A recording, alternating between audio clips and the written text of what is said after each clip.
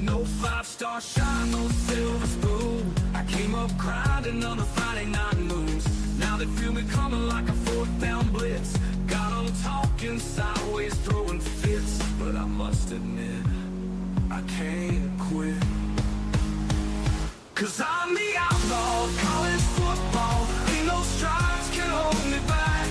I don't need their legacy or no booster money stack. I don't bow to no tradition. Ain't no handshake deals I need. I just play for pride, for fire, and the will to make them bleed.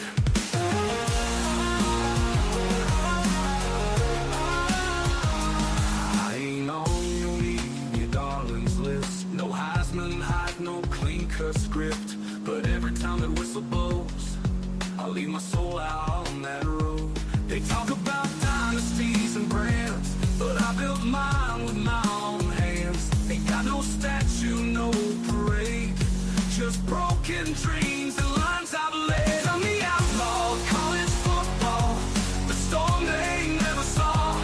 I don't feel. Woo! The storm they never saw. The storm that Notre Dame never saw.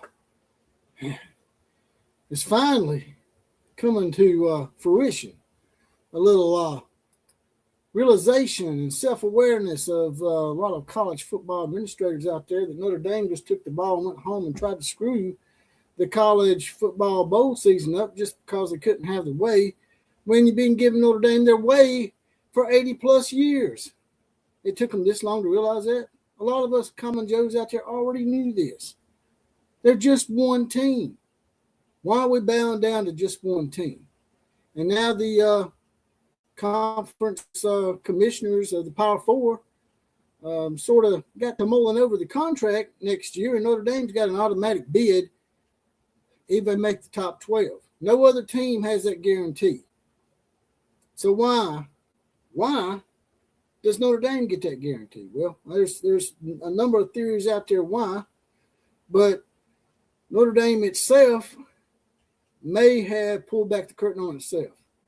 Notre Dame has been getting preferential treatment for the last 80 years, probably because they're a Catholic school, if you want to be quite honest about it.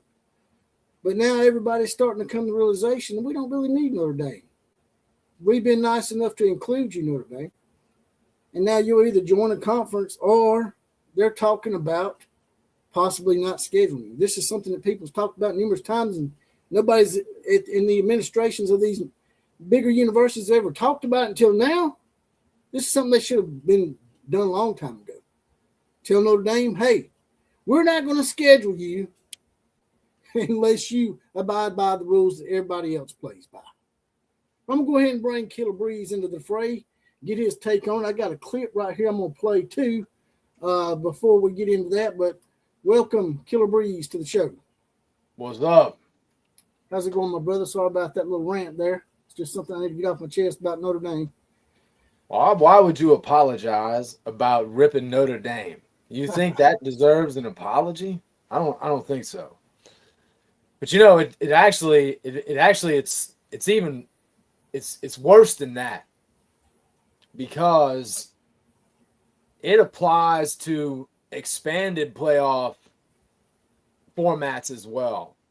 So it's already bad enough that if it's a 12-team field, if they're ranked in the top 12, like you said, they're in. But it also, if it goes to 14 teams, as long as they're in the top 13, they're in. And I'm assuming if it goes to 16, like everyone expects, it'll probably be that if they're in the top 14 or 15, they'll also be in. So it's kind of ridiculous to me.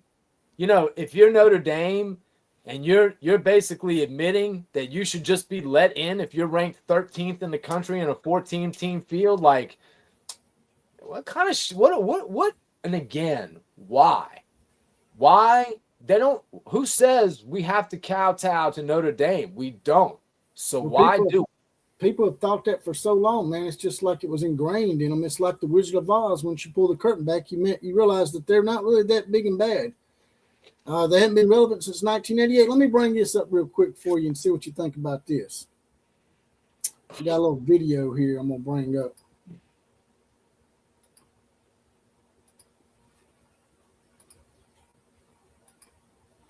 Can you see that? Yeah. All right. After learning of Notre Dame's memorandum of understanding that grants the Irish preferential playoff access starting next year, athletic directors and other leagues are threatening to freeze Notre Dame out of future schedules.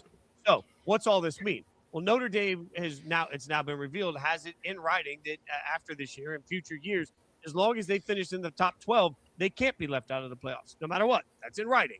So they're assured of making the playoffs if it's ranked in the top 12. No other team in college football has that assurance. No other team anywhere. So when Wolken says everybody was shocked by this to a point that they're going to stop scheduling Notre Dame, this is the plot of the movie Ants. If anyone ever remembers the animated movie Ants, the whole point and purpose was that you got all these little ants by themselves that can't do anything. When they come together, they can do anything they put their minds to, right? That's what's happening in college football right now. We've spent years saying what's going to make Notre Dame join a conference. And many Notre Dame people, including close friends to me, have said nothing. We don't have to do that, right?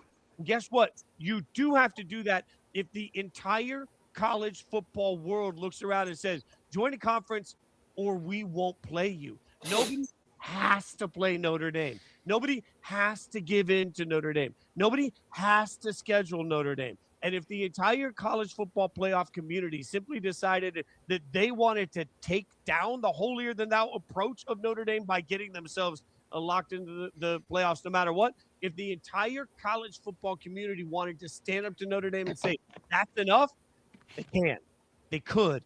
They should, Caroline. I want this to happen. If I want one or two things. Either never bother me again, even a single time, about the fact that they're not in a conference, or force them to join one. But basically, that's what he had to say, and I agree with every single thing, man. I think that was a great take. Nobody has to schedule y'all, man. Y'all been people in this impression for so long that Notre Dame is holier than thou. They can't be touched because they're a Catholic school. I think that's what it boils down to. Well, that's how they see it. You know, and again, they're one of these programs that has such an inflated sense of themselves. You know, you want to talk about Notre Dame in the 20s and the 30s and the 40s and the Grey Ghost and the Four Horsemen. Okay, fine. Let's talk about it. But please stop acting like you guys did something special. You hear Notre Dame fans, and I have trolled many a Notre Dame chat room. You listen to Notre Dame fans, and they all say the same thing. Hey, we tried to get in a conference. The Big Ten wouldn't let us in, so what did we do? We just became the most iconic football program in history. Yeah, all right, man. Enough. You know, that's a little tired. And one of the Notre Dame fans tried to point out to me, well, we tried to join a conference back in the 1930s. And Michigan and them, they were against us because we were Catholics. They were, what do they call it, bigotry or anti-Catholic hate. Discrimination against Catholics. Yeah, they're discriminating against us. So that's why we're not in the conference now. Well, that was 80 years ago, man. And they the Big Ten offered to bring you in 1990-something when Penn State came in to make it 12 teams. And y'all ended up not coming, and now they ended up stuck with 11 teams. Then you fast forward to now, this century, Notre Dame was offered again by the Big Ten. And once again, they turned them down. They want to try to act like, oh, we're getting them back from 1930. Man, that shit was 80 years ago.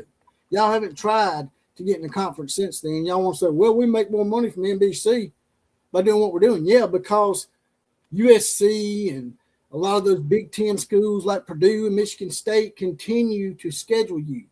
If those teams stop scheduling you, you start having to replace those teams with Northern Illinois and Marshall again, like you did the last 2 years.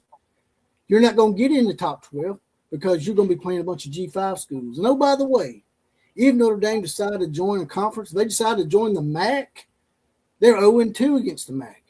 They lost to Northern Illinois last year, and they lost to Marshall the year before that. So that's why they don't want to join a conference, because they can't even win in the MAC, man. They're scared. Yeah. I don't feel sorry for Notre Dame at all.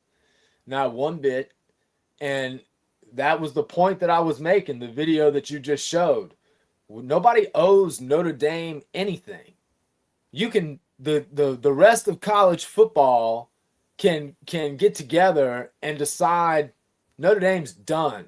So you might want to rethink how much power you really have. And this guy's like Notre Dame owns college football. Cry more. How do they own college football? Y'all ain't won a national title since 1988, man. Ronald Reagan was still in office the last time y'all were relevant. And then up here, of course, this is what I was talking about. They're oblivious. This guy, Sharon Moore's divorce attorney, by the way. Oh yeah. This guy is emblematic of the entire fan base. They believe that they are college football.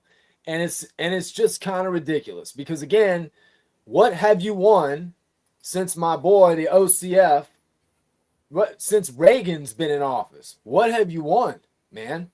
Nothing. You've done a good job embarrassing yourself. Last year was the first year you didn't embarrass yourself in the postseason with anything really on the line. So you might want to hit the brakes, tread a little lighter. Look here. Mr. John says Notre Dame will never join a conference. Well, see, that's the attitude, Mr. John, that they want you to have. They want you to have that mentality, that brainwashed mentality. Well, they ain't got to. But like Killer Breeze was saying, like that guy was saying, if nobody schedules them, they're not going to get in the top 12 because the strength of schedule is going to dictate that they not get ranked in the top 12.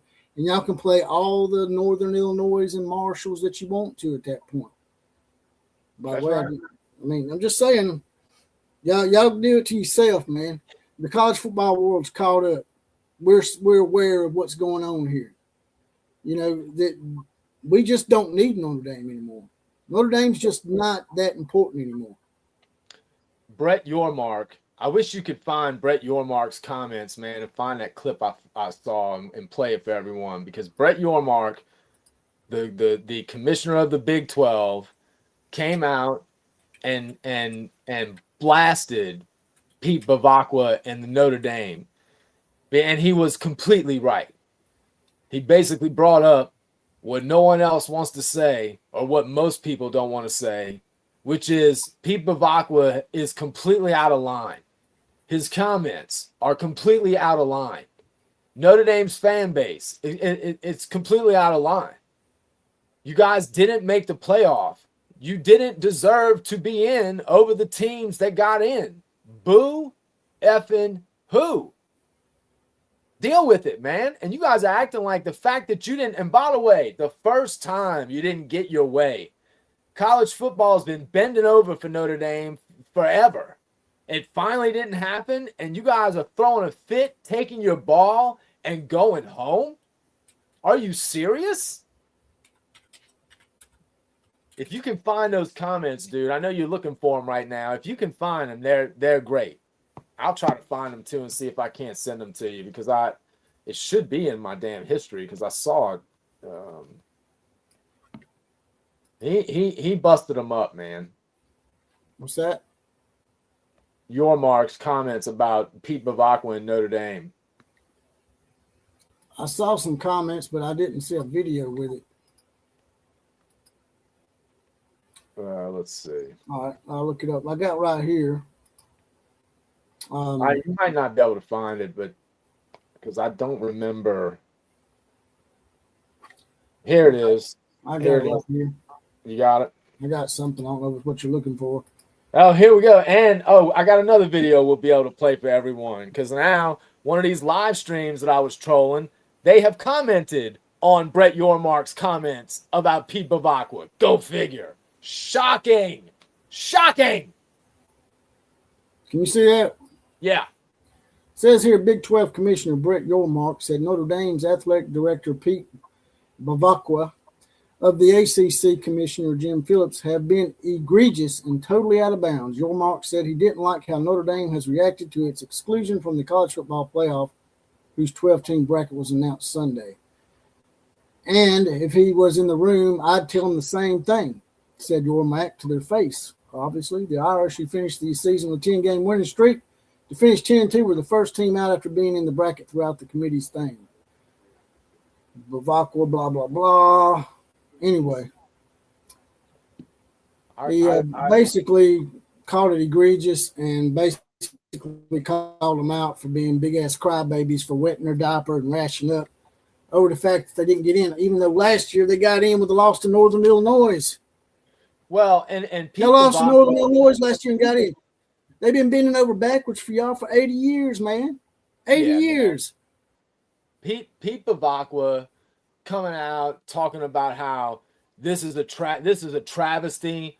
Notre Dame lost 2 really close ball games, and then, and I quote, went on one of the most impressive 10-game runs in college football history. I'm not kidding. One of the best 10-game runs in college football history. I mean, dude, I can think of a couple of runs Alabama went on that seemed to be a little better than those 10 games. Can you? What about LSU's run in 2019 when they basically beat Alabama, Georgia, Auburn, Oklahoma, Clemson? What about that run? That was pretty good. I mean, Oklahoma's national championship run in 2000 had better wins than that 10-game run so they're just being ridiculous, man. K-Shay 1882 says, I'm tired of Notre Dame. Can't even get on the field and play Vandy. Look, man, I know they played a bad Arkansas team this year, but here's a good example. I mean, while they weren't in a row, Vanderbilt has 10 wins as well. I would venture to say that Vanderbilt's 10 wins this year are better than the 10 wins that Notre Dame put together. Vanderbilt's 10 wins in a season are better than Notre Dame. 100%. The Crying Irish, or whatever they nickname them these days. Dude, 5, either 4 or 5. I think it was 5, but let's just be conservative. 4 of their, no, I think it's 5. 5 of their 10 wins came against teams with 4 wins or less. 2 or 3 of those wins came against teams with 2 wins. So please spare me the bull. You know what? It is not the best 10-game run. It's an average 10-game run at best. The quality of your opponents matters. Winning by over 20 points against that means nothing. That's another thing that screwed them, man. They don't want. They tried to play that shit where we're ahead of Alabama and Miami right now, so our 2 losses is what matters because we have good losses. Y'all didn't have any good wins, man. And they come back to bite you with Alabama. They end up passing you. The committee finally said, you know, Lord, we got to self-correct on this. We dropped Alabama too far for losing to a top 10 team, by the way. Yep. And the 2 times y'all played somebody that was decent, y'all lost, man. Yep. Lost one at home and lost one on the road to Miami. Yep. And you thought, well, Miami lost to SMU and who else was they lost to? Lost to SMU and they lost to Louisville. Louisville, okay. They lost to Miami, lost to Louisville and SMU, and that's Notre Dame's argument for Miami not getting in over them. But if Miami beats you, then I'm just saying, I mean, does that mean that SMU and Louisville can beat Notre Dame? I don't think Notre Dame played SMU and Louisville, did they? Nope. To be fair, Miami's schedule is not a buster either, to be fair. Right. But again, we all know where I'm going. There's this little thing between Miami and Notre Dame this year called the head-to-head, and I don't know, seems pretty important to me. Seems like the head-to-head is kind of a good barometer of where 2 teams stand against one another. It's almost as if we know what would have happened if they played. Oh, wait, they did play, and Miami won. So they have almost equivalent resumes.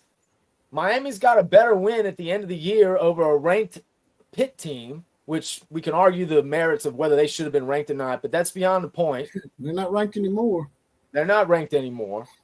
So their resumes are fairly equivalent. Notre Dame's is not significantly better, like they want to say. That was their whole point. Like, man, Miami was way down here at 18. How did you take them from 18 and put them over us? it's real easy, man. Y'all try to ignore it, but the teams between Notre Dame and Miami lost. Yeah. So when you put them side by side, what do you have to do at that point, Killer Breeze? When you're side by side like that, what do you have to do? You got to go to the head-to-head if you got it. You got to compare them. That's a trump card. That'd be like saying, "Hey, I got 3 kings and someone having 3 aces," and you saying, "Man, I had a good hand. I should have won anyway." You know, I mean, and again, I mean, man, you know, what is usually the first tiebreaker that you go to typically is head-to-head. I mean, if you have that, that's what you go to, because again, everything else that you're using to judge where teams rank against each other is all in lieu of not having a head-to-head in most cases, because there's so many teams in college football. So in the instances where you do get the head-to-head, again, I don't know, maybe we should weigh heavily on that.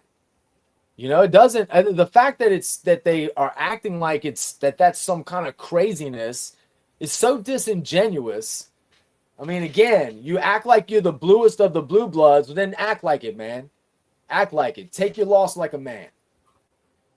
Well, I mean, it's just like anything, man. Old classic car. If you leave it out there in the weather long enough, it's going to rust and it's not going to look as good anymore, right? That's right. But if you take care of it and keep, doing what you're supposed to do, keep things in good shape, like, Alabama and Ohio State, Oklahoma, and other teams have done, and winning a title in this century, then you don't look as bad. So you need to win a title in this century, man, because y'all don't have a conference. See, I've always thought that it was a disservice to your fans all along that once y'all out of the national championship picture, y'all have nothing to look forward to. It would actually benefit y'all to be in a conference, so you would have something to look forward to if you did catch 2 or 3 losses. Yeah. I mean, I would think. And here's some headlines. Kalen DeBoer fully committed to Alabama ahead of CFP. Kalen DeBoer come out and basically said that he's not going to Michigan and yada, yada, yada, and all that good stuff. Just basically making that, comment to put it to rest so there's no distraction, which is something that Lane Kiffin could have done, but we won't get into that because he didn't. Now, do you feel like DeBoer is being Nick Saban forthright here, or do you think he's still considering the offer, or do you? Because I mean, at this point, Michigan doesn't need to get anyone before the playoff ends, right? So I mean, I try to tell my Alabama fans this. Nick Saban done that to the Miami Dolphins, and he said, if you want me to say it, I'm not going to be the Alabama coach. Yeah. But he said that so people will quit bugging him. Yeah. People have a right to change their minds. I mean, there's been numerous times that I was thinking about taking a job somewhere, and then I decide not to, and then I turn around and decide, you know what, I do want that job.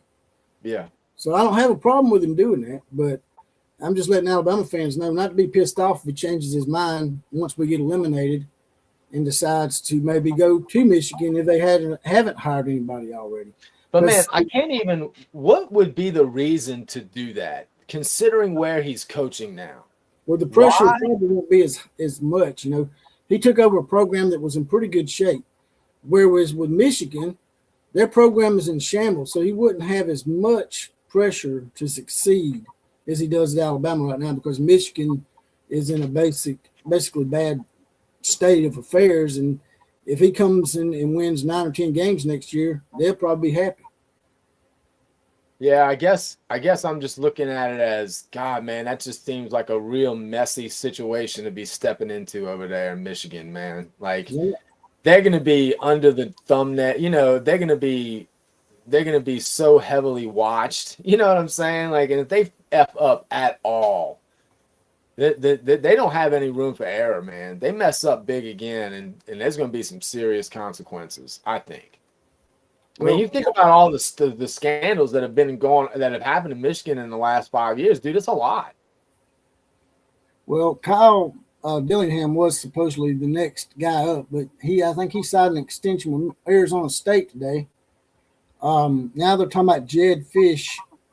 It says right here in this headline, Jed Fish's mom on Michigan rumors after Washington's bowl win. So Jed Fish may be the next guy they go after. And Whittingham stepped down at Utah, right? Yeah, I think the defensive coordinator got named as the coach there. Did he just want to retire? I mean, it seemed like that was kind of out of the blue. Did you see? Did that seem out of left field to you?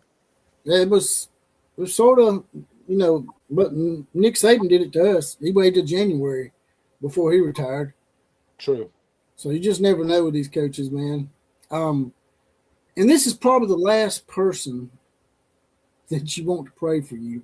Urban Meyer reacts to Michigan's firing of Sharon Moore. Why these media outlets continue to ask Urban Meyer for his thoughts after all the corrupt, I don't know, perverted shit that he was involved in? Why does his opinion matter to them so much? I don't get it. In the article, I'm not going to pull it up, but he basically says he's praying for Sharon Moore and his family. Once again, man, you had this conversation. It aggravates the hell out of me that the first person they talk about praying for is Sharon Moore and his family. I don't mind him praying for his family, but why is Sharon Moore being prayed for, not the girl that he went over and stalked and went in her house and threatened to kill himself with a knife and probably made her think that he was going to kill her too? Why do they keep worrying about Sharon Moore? Urban Meyer's the last person you want praying for you, by the way. Yeah, I agree, man. I mean, listen, at the end of the day, multiple things can be true at one time. And whether Sharon has mental illness or not, that's debatable, by the way. Whether he does or not is secondary to what happened to that girl. And anyone who feels otherwise, I couldn't disagree with you more. And I've also heard a few people try to take a little bit of heat off of him by saying, well, he didn't really threaten her life. He just came in and threatened his own life and said, my blood is on your hands, and then left.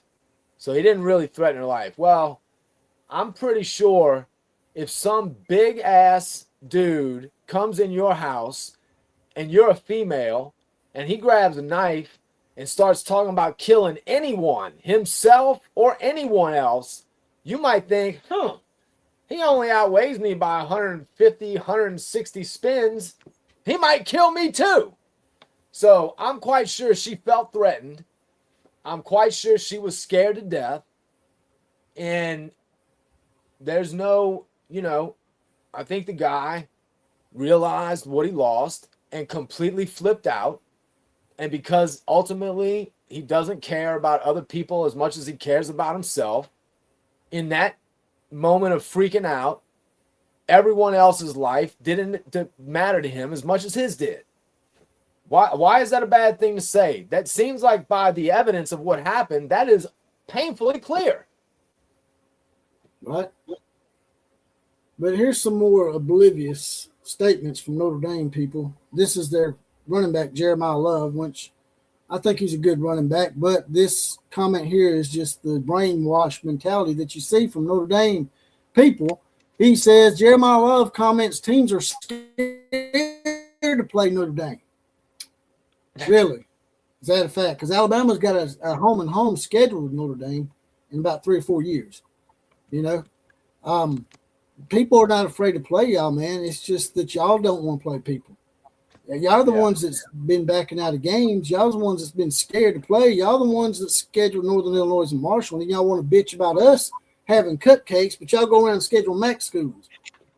We don't play FCS schools. Well, let me tell you something. A lot of those FCS schools like North Dakota State and back in the day, Georgia Southern when they were, those teams can beat most MAC teams. Yeah. Just saying. So the MAC is just a prop-up conference for the Big Ten to say they don't play FCS. We all know the MAC is just an FCS conference. Yeah, that's right. But how can you really say that? Notre Dame's scared to play. People scared to play Notre Dame? Really? Alabama's got y'all scheduled, man. Well, it's just kind of ridiculous. And I mean, are you really talking about teams being afraid to play Notre Dame when Notre Dame just bowed out of their bowl game? that's kind of the wrong time to be talking about people being scared to play Notre Dame when everyone else could be saying you're scared to go play in the bowl game. Whether you are or you're not, it certainly looks that way. The optics of it are terrible. Again, it's why I say Notre Dame's completely out of line, and so are their fans. This is the biggest, example of boo-hoo poor sportsmanship that I've seen in a long, long time. You're supposed to be better. That's a damn good point, and I didn't even think of it. They're talking about everybody scared to play them. They can't even play in the bowl game to prove that they were worth that. I mean, Georgia got left out that one year, and they played Florida State. You see Georgia denying that. Georgia should have been in. They probably would have won the national title had they been in. Absolutely. Georgia went into that game against Florida State and did exactly what you're supposed to do, man, is prove that the reason why you were left out. Plus, it's another 15 practices, man. You're doing a disservice to your players and their ability to prove themselves. And you're also taking the bowl experience away from the players. You know this. Players actually, even when they don't go to great bowls, most of the time, those kids have a great time, man. That's not something they get to do all the time, go on a free trip somewhere, So you're taking that experience away from them, and you're also taking away the experience from the team that should have been playing you in that bowl game, because now you're replacing yourself a fairly legit, Power 4 team, and now you're giving them an opponent that didn't even have 6 wins. Because you are too big of a baby to go play football if it's not in the playoff. Give me a break, man. Obviously, the Mormons weren't scared. I don't know, man. Chris Camp's in the house. He says, I hope y'all staying warm out there. It's supposed to be really cold here in Alabama the next 2 days. But I looked up the weather just for y'all that want to know what the weather's going to look like in Norman. And it's supposed to be in the 60s, around 55 to 60. 55 to 60 degrees at kickoff this Friday for Alabama and Oklahoma. In Alabama, it's supposed to get down to 18 degrees tomorrow. So y'all in Alabama or anywhere in the South, really, turn on your water. Don't let your pipes freeze, that kind of deal. Yeah, that sucks. But Dolomite, trying to get some of these comments. I hate that I ain't been including people. By the way, y'all smash the like button. Like, share, comment, and subscribe. I continue to quit. I forget to say that shit all the time, man. Yeah. Y'all hit the like button and share us out. I'm supposed to get remonetized tomorrow. I was about to say that's got to be coming soon, so, huh? We'll see. I looked in there today and it don't have it up where I can get remonetized yet. They're probably still screwing with me. If they do that, if they don't remonetize me, then I'm just gonna go in there and start sharing 200 TikTok videos. I'm not gonna get but I will get a lot of subscribers because I got a lot of subscribers from that shit. But Dolomite 19 says Notre Dame's gonna get that Florida State bad juju. That would be great. That would be some great karma if Notre Dame comes back next year and shits the bed like Florida State and goes 2-10. Man, that would be awesome. I mean, man, you know how it is. Karma is real, and the minute you think that you got karma beat, that's when karma takes its 10-inch boot and sticks it firmly up your backside and reminds you real quick that you better start doing unto others as you want to be done unto yourself, because that's how it's going to turn out. Here's another misconception. Everybody's like, man, she ratted him out, man. She deserved to be scared. First of all, no, she didn't, even if she did rat him out. But she didn't. The dumbass ordered a plan B. It ain't like he ordered Taco Bell. He ordered a plan B to his office because she might be pregnant. And so to kill off that pregnancy, he orders a plan B from DoorDash to the football offices. Does he not think that maybe somebody in Ann Arbor is going to recognize him? And that's exactly what happened. The DoorDash delivery guy went, I wonder why Sharon Moore is getting Plan B sent to his office.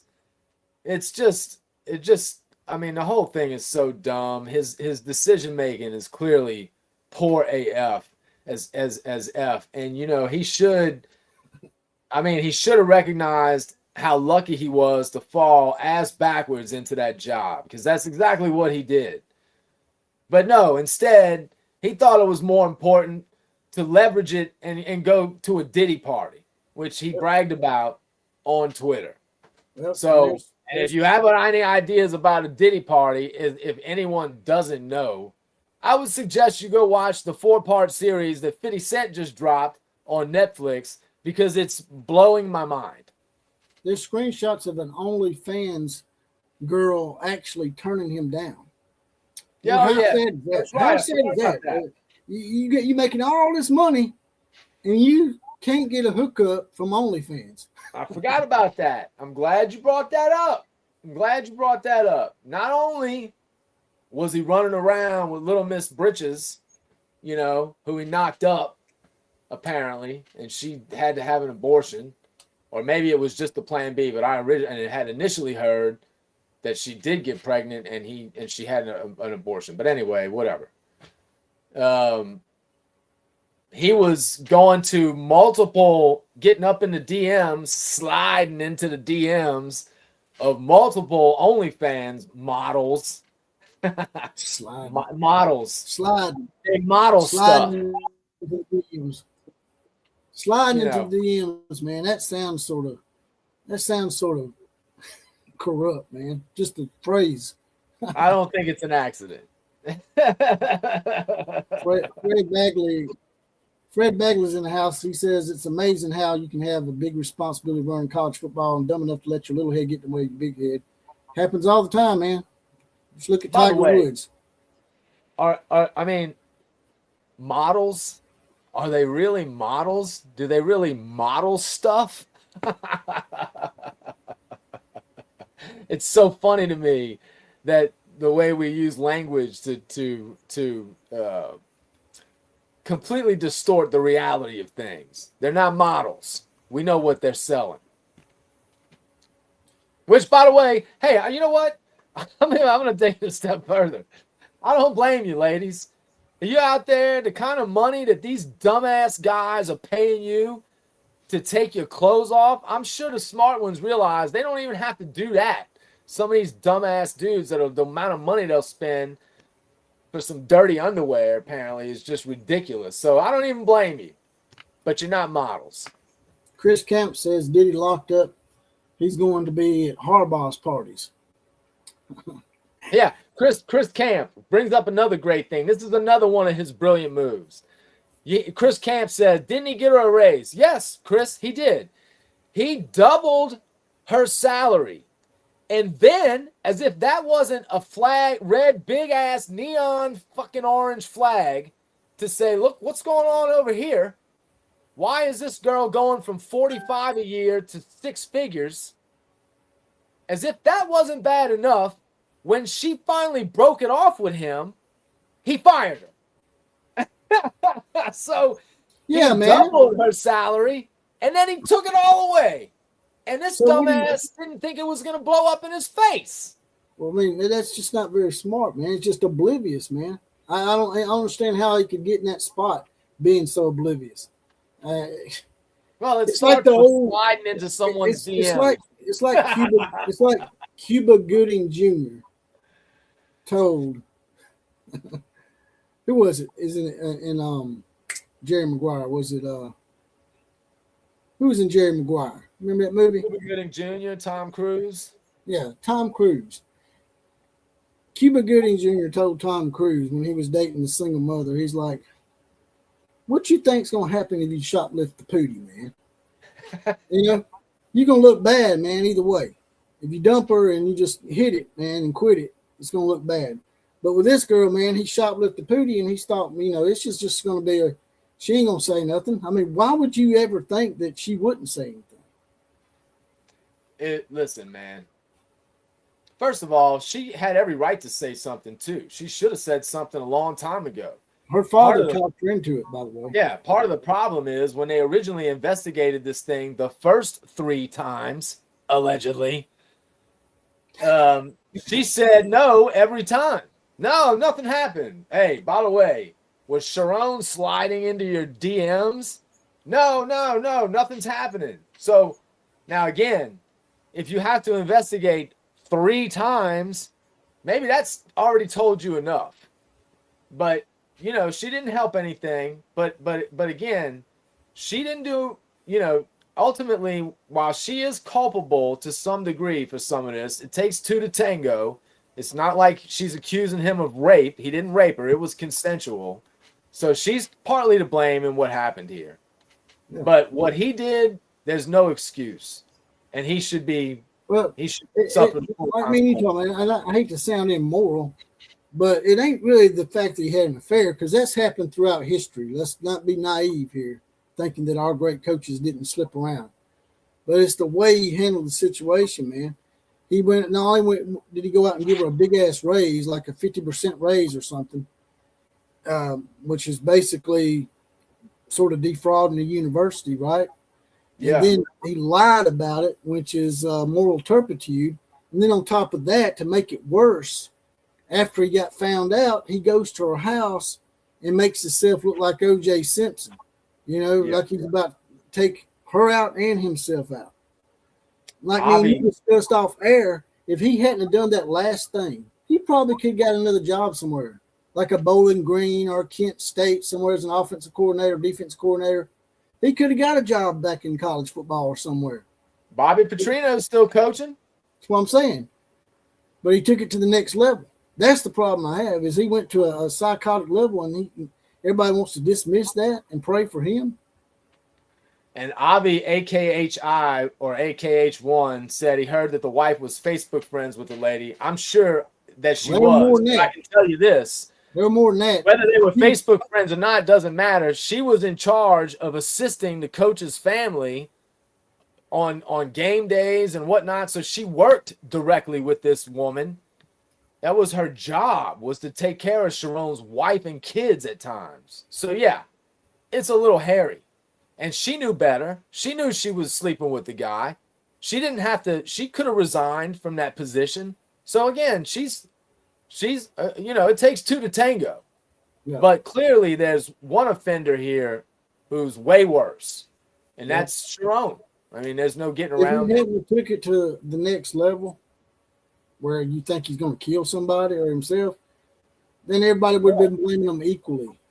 But now he took it to another level, which is psychotic as hell.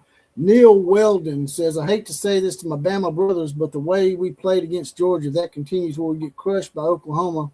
I'm a big-time Bama fan, but I'm also realistic. Roll damn tight anyway. Well, not to make excuses, but Alabama did have 10 starters out. Now, whether we get those guys back or not remains to be seen. If we are still pretty much banged up, then, yeah, Oklahoma will probably dominate us. I mean, listen, man, at the end of the day, I think it's fair to say that they're probably fairly equal squads right now. They both have pretty good defenses, and they both have struggling offenses, at least right now. Certainly, Alabama has proven that when Ty Simpson is on, their offense is much better than Oklahoma's offense. So it wouldn't take much for Alabama to be just fine, and it also – Oklahoma, their defense is great, but clearly Mateer has to protect the ball, and he's been a little sloppy with that. So this thing is anyone's game. That's the reason why Vegas has it at under 2 points difference. That's a close spread no matter who's favored. And technically Alabama's still favored. So at least it's the last time I saw. So this could easily go either way, in my opinion. I like to hear that, Larry Trawicki. He says Dylan Raiola is going to hit the portal.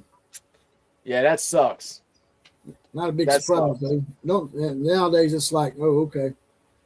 Well, I'd like to know what Larry, do us a favor, as everyone here knows, Larry is our resident corn fan. And give us an idea, Larry, about how is Nebraska, how is Husker Nation feeling about Matt Rule right now? Are we still good with Rule? Does this Raiola hitting the portal make us a little nervous about Rule? How do we feel about recruiting with Rule right now? Like, are we where we want to be? Was this the year we were hoping to have with Matt Rule? I don't think it was. But do we still feel okay about it? What do you think, Jesse? You think Matt Rule? I mean, I think we all expected a little more out of him this year. Don't you think? I think he's safe for another year.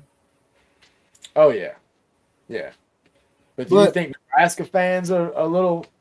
I see Larry's saying give him time. All right, that makes sense. Look, man, but congratulations to Nebraska because they are undefeated in basketball. They beat, I think, a ranked Illinois team on the road yesterday. I think it's Illinois.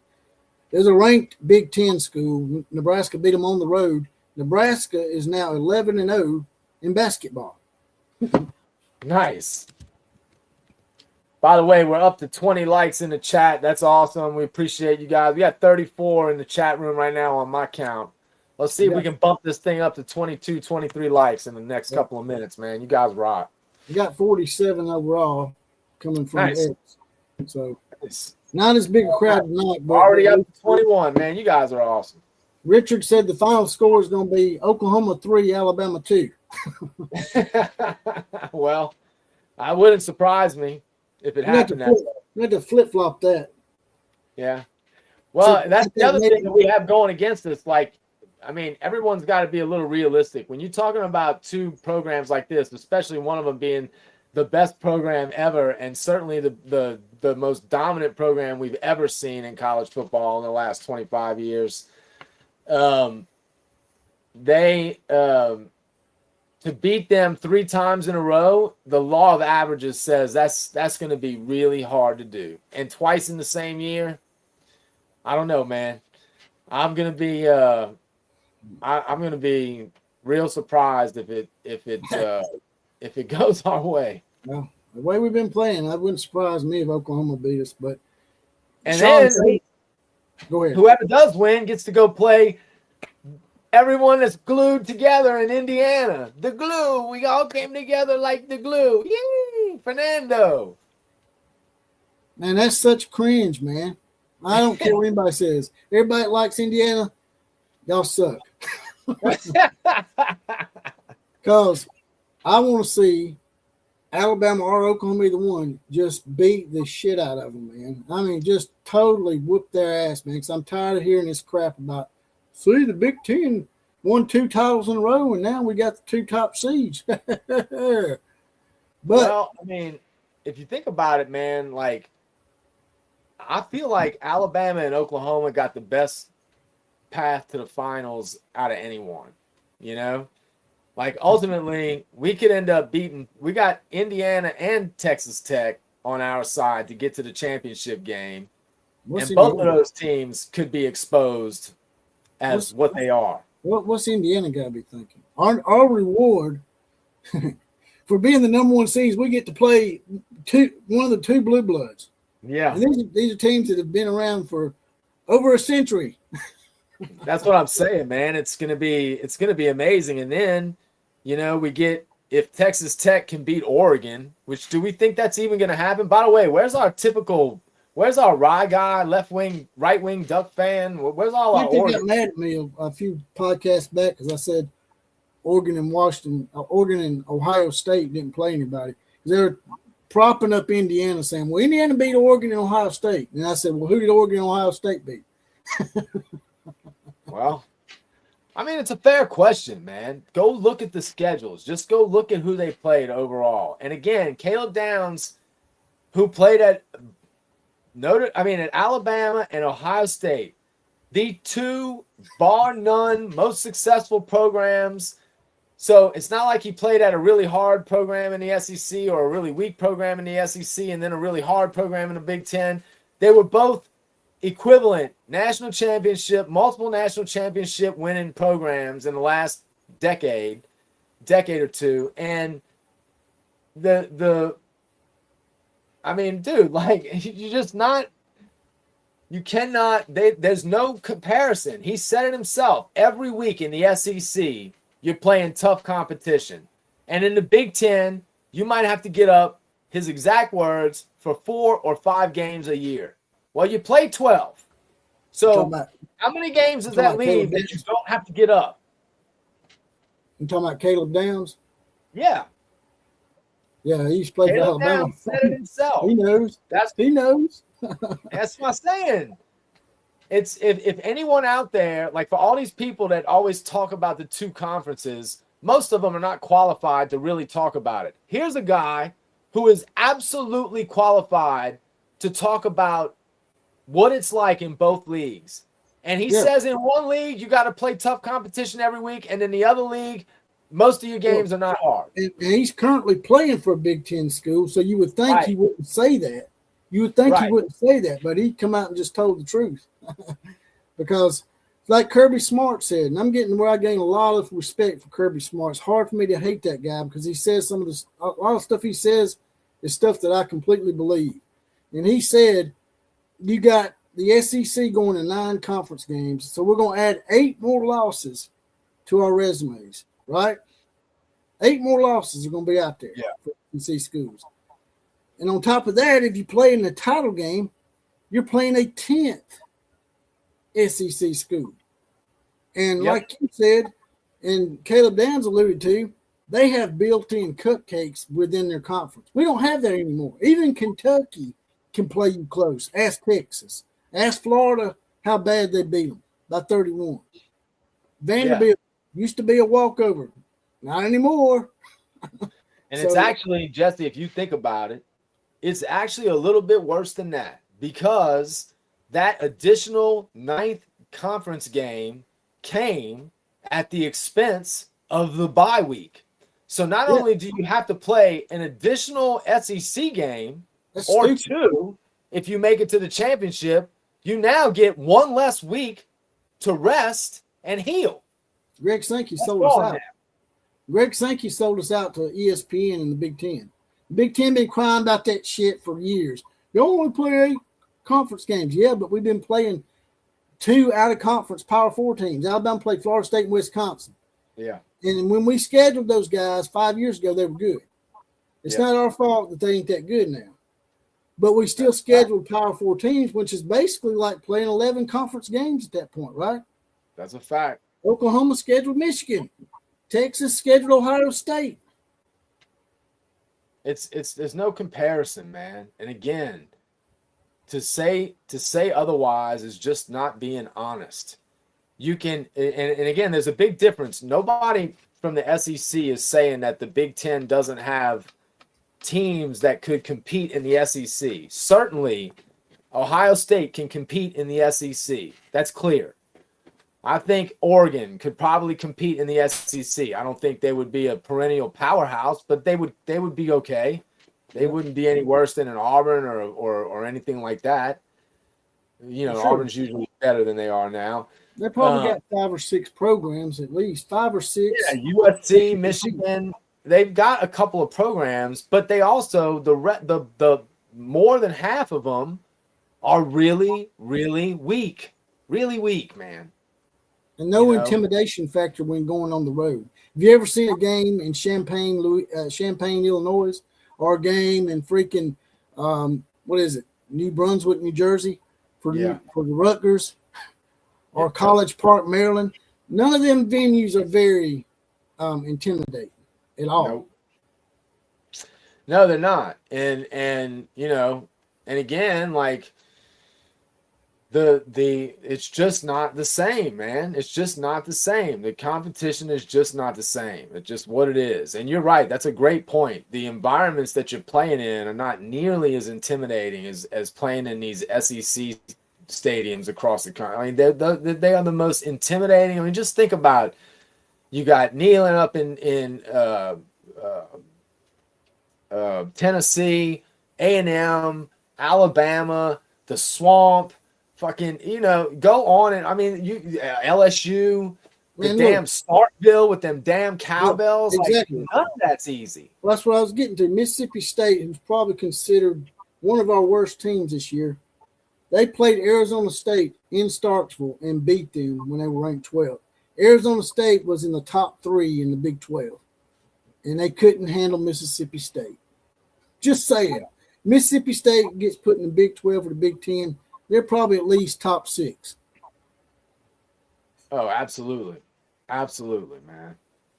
So, Thunder U Center says it's time for Notre Dame to become a G5 school. Well, I mean, they're playing a G5 schedule. You know, that's for the most part, that's what they're doing. They're about to get froze up. That's what I'm saying. We were talking about this earlier. Like nobody owes Notre Dame a god dog thing. So, you know, they better hope that people don't decide to show them that no, you're not in the control that you think you're in, because we can easily freeze you out. And if no good Power 4 schools will schedule you, what are you going to do? I mean, really, what are you going to do? Nothing. You can't do anything. You know why? Because you're not in a conference. And again, spare us with the, we'd just be another team in another conference. Yeah, that's what you would be. Like, you're not special. That's true. That's why they don't want to join a conference, man. If Notre Dame joins a conference, unless it's maybe the Big 12 or the ACC, which they might do. I mean, just think, if you weren't doing part-time work with the ACC and you'd been full-time, you would have been in the playoffs this year. You would have played Notre Dame would have played not Miami, but Virginia. They would have played Virginia in the title game and likely beat Virginia and got in the playoffs, because they would have beat Virginia and they'd be the next highest ranked conference champion. They would have been in. That's right. But they're not in because they're not a conference champion.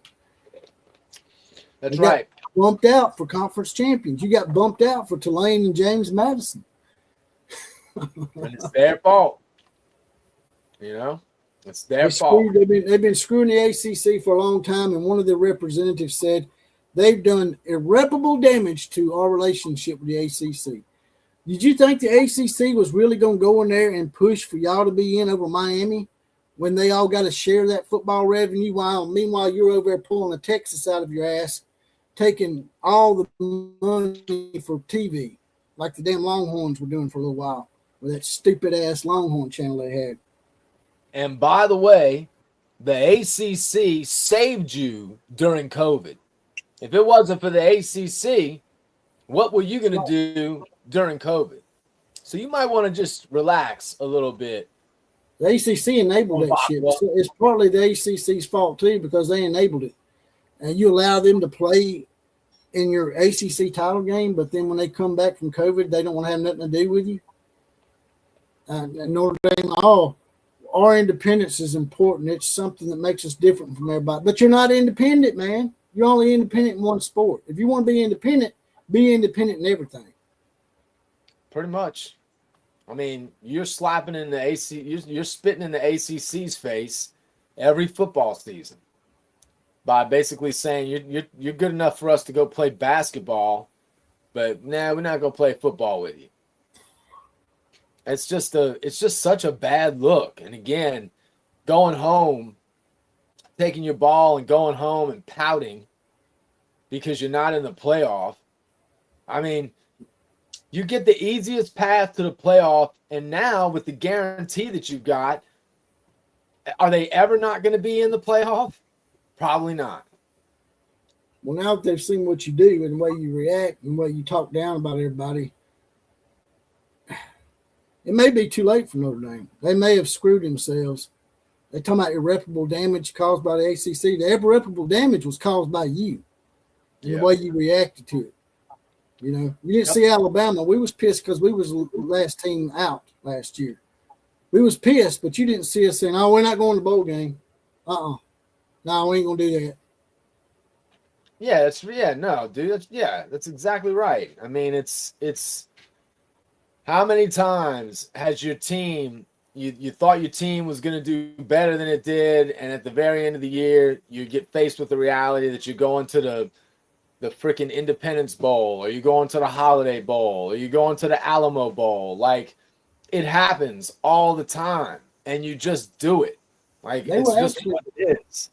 They were actually going to a nice destination. Who don't want to go to Disney World? Right. I mean, that's where the Super Bowl champion goes, right?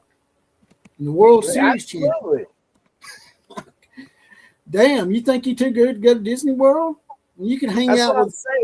You can hang out with the Central Florida people who think they won a national title, which they didn't. Mickey Mouse national championship they got going on. I Am Sooner says since 1978, this might make you guys feel better. Since 1978, I know what you're has doing. well, let me do it. And I'm trying to stay in character, man. You make me laugh. Try this again. Since 1978, OU has played in 8 rematch games. Playing the same team twice in 1 year. Oklahoma's 8-0. Y'all 8-0, man. I know what you're doing, man. I know what you're doing. Hey, I saw your face. I saw your face light up the minute you saw that comment on the side. I saw you see it, and I saw you smile and laugh. I knew you were gonna do that. Look, man, Hey, I'm not I am Sooners. Don't say it bring- out loud, man. I didn't bring it up, man. I didn't even know it until I just got told it because of what? This is the home of the Common Joe and the Common Sally in the know. And they just put me in the know, which goes back to Killer Breeze's. That's right, worry. Thunder. It goes back That's to Killer right. Breeze's worry. The law of averages says that you can't continue to win those rematches. But That's you right. never know. Y'all might be 9-0 and rematches come Friday night. But if y'all do, please beat Indiana, man. Do not let Indiana continue their little Cinderella story. Well, that's the thing. Whichever Crimson Nation wins, you got a big responsibility because you are a blue blood. I didn't try to jinx anybody. And Look, some of you Sooner accusing me trying to jinx y'all, man. I didn't do it. I Am Sooner done it. that's what I'm saying. He knows it's not his fault. He gets to throw it up there because he didn't say it. That's right. I saw that damn comment as soon as he put that out there. So, He's probably like, I hope you don't see that. yeah, man, it's I feel like it's going to be too hard. You guys got us this time. I just want you to tell your boys to take it easy on us. Yeah, you said that last time. Don't embarrass You us. said that last time. No, but listen, going back to the Indiana thing. Last 2 times. I did. Going back to Indiana, whichever Crimson Nation moves on, you need to end this dream of theirs with haste. I mean, in the first quarter, I want it over. I mean, do you not realize how great it would be if the Big Ten's number 1 seed got pantsed by Alabama or Oklahoma? I mean, just pantsed. It would be they great. haven't seen a defense like that. Oh, they played Ohio State's defense. Well, Ohio State's defense ain't played no real offenses. How do we know they're any good? Well, and that's the other thing, when you go look at, it's real easy to talk about how Oklahoma's offense and Alabama's offense hasn't been real great, but then when you start taking into consideration some of these defenses that they've played, I mean, I'm here to tell you, Alabama's got a pretty damn good defense. LSU has a pretty damn good defense. Missouri has a pretty damn good defense. We're not talking about cupcakes, man. So against LSU, John Mateer threw for 350 yards, basically. The problem is LSU's got a damn good defense, and they got a couple of ball hawks in their secondary, and just like they've done to everyone else, they picked the ball off a few times. So maybe that's what it is. How is it that Oklahoma needs a playoff win more than Alabama? No, I'm not following that. I don't understand that one. I think that is true. I mean, we need Alabama needs this more because since Oklahoma's been in the SEC, we're winless against Oklahoma. See? So we sort of need for a different reason. We need this more. You don't need the validity of just a playoff win. That's what Oklahoma needs. We've been in a playoff many times. We haven't won a game yet in the damn I'll be honest with you. Brent Venables should send us some kind of Christmas present because we basically kept his job for him. Last year, y'all weren't going to a bowl game until y'all beat us. Then it made you bowl eligible. This year, if y'all had not beat Alabama this year, y'all probably wouldn't be getting in the playoffs. We wouldn't be in the playoffs. So we gift wrapped at a bowl game and a playoff spot.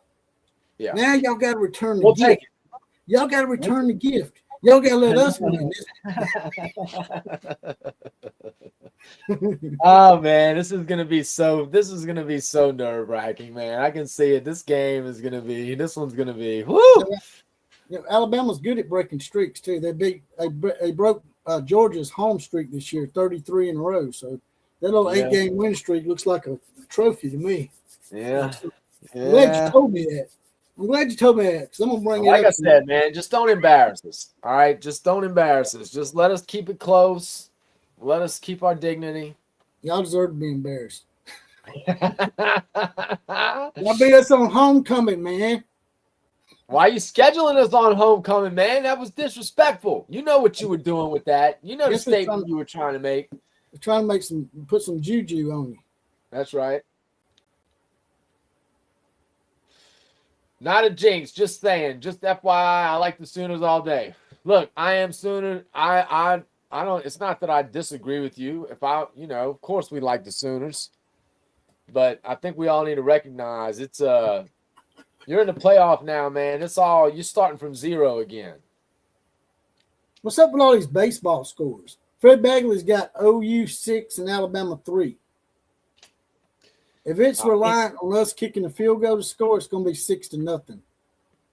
I think people just recognize the fact that there just might not be a lot of scoring in this game. Take the under. Man, all y'all got to do is make it past the 50-yard line, and Daisy Dukes will come out there and kick a damn field goal. That's right. We got the Daisy Duke weapon, man. That's a huge weapon. Look at that ball with the Daisy Dukes on.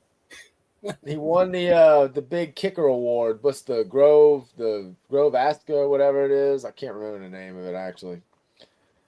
Remember that rap song? Which one? Look at that girl with the Daisy Dukes on. Oh yeah, hell yeah! Look at that boy with the Daisy Dukes on. Everybody. Hey man, like I said in the beginning of the year, if that son of a gun keeps kicking 50+ yard field goals, he can wear a leather thong on the field, and I'm good with it. Just keep kicking them down the middle of the uprights, and brother, you can wear whatever the hell you want. Richard Young comes in with a non-baseball, non-football score, 17-13. Now we're getting some points on the board. Not trying to aggravate or antagonize. Well, maybe I am just a little. But Alabama's offense actually didn't do that bad against Oklahoma. They just kept turning the ball over. We had over 400 yards of offense. Dude, you outgained us by like 200 yards. I mean, it was not even – y'all did really well. That's my point. That's exactly my point, man. Like, you know what's up. I don't. You know what's up. Until we beat y'all, I ain't saying shit. But it's like you said, regardless of whether we win or lose, I'm gonna have some unsubscribers. They're gonna be people unsubscribing especially if Alabama wins, they're gonna unsubscribe, think I'm gonna rub it in or something. Only those that went in my DMs and did what they did. Those will be the ones I confront after the game if we win. Yeah. Is R. Mason going to be back? I believe so. He may not last very long, but from what I'm understanding, he's definitely going to start. Now, the injury that he's got, will he make it the whole game before he gets re-injured? I don't know. I would imagine they're gonna limit his reps probably and try to keep him healthy throughout the entire playoff run, but he's got an injury that can easily get re-injured. So how long will we have him throughout the playoffs if we happen to make it further than the first round? I don't know. Chris Camp said that shitty field goal cost Alabama the game. Yeah. Well, that and the 3 turnovers.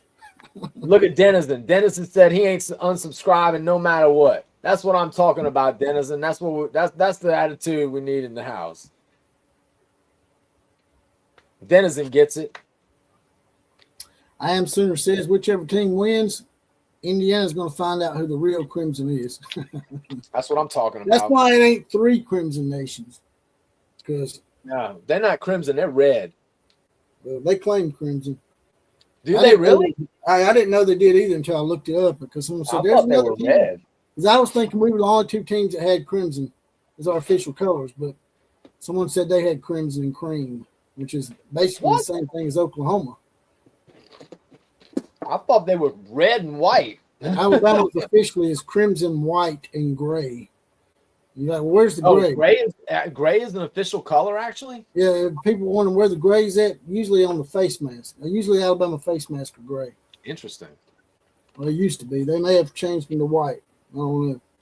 But this used to be where they had them, was on they had the gray face mask. I didn't realize that they had that gray was one of their colors. I knew they were white though. Sean James says only the crybabies ones. Only the cry. Well, that's right. And there's always some crybabies regardless. The thing is, you might get some Alabama people that get unsubscribed if you come on here and say anything nice about Oklahoma. That happened already. That's been happening for years.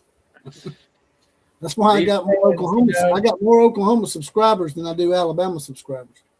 This game, it brings out the best and the worst in all of us, man. What can I say? Hey, me and Dylan Raiola are gonna have something in common. They keep on messing with me. I'm gonna pop in the transfer portal. Who are you gonna transfer to? I'm gonna transfer to either Oklahoma or LSU.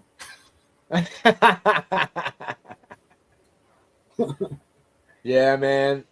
I don't think Lane Kiffin is the biggest. I got to thinking about it a little more. I'm not sure he's a home run hire like everybody thinks. I mean, explain. Tell us why you think that.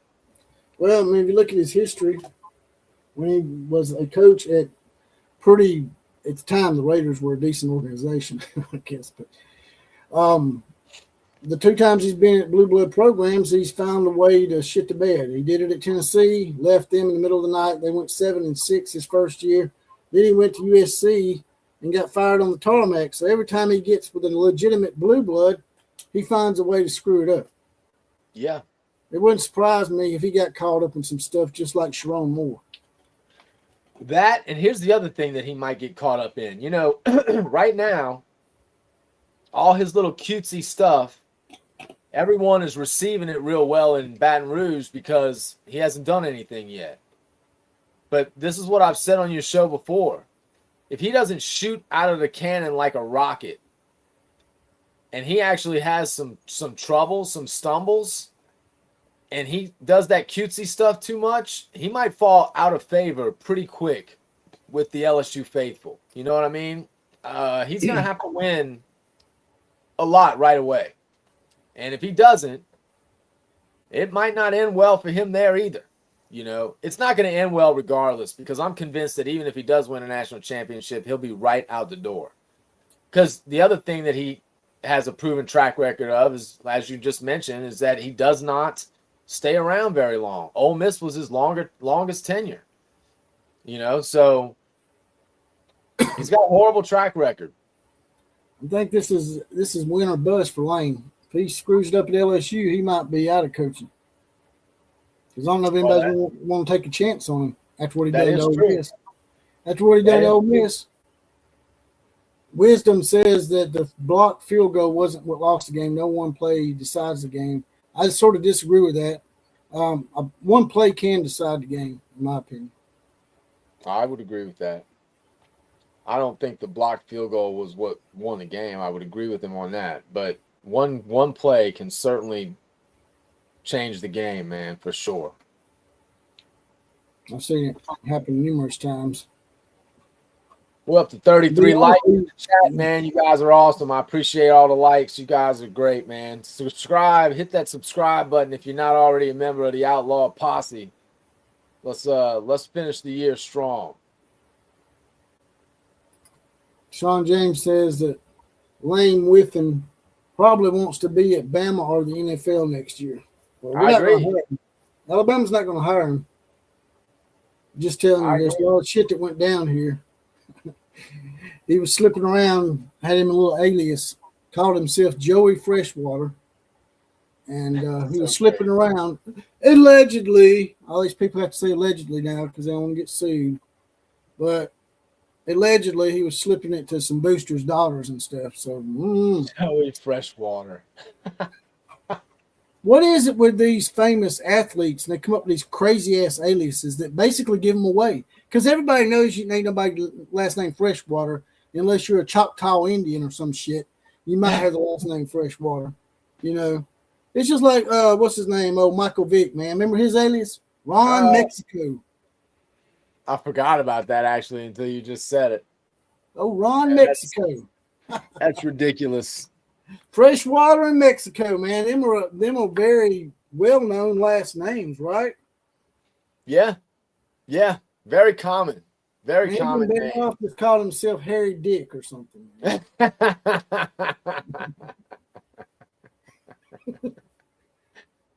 Listen, anything's possible with that guy. Now he could go to the NFL.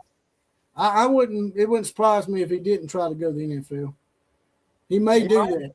If he wins at LSU, then he may be in line to coach Killebreeze's other team, New Orleans Saints.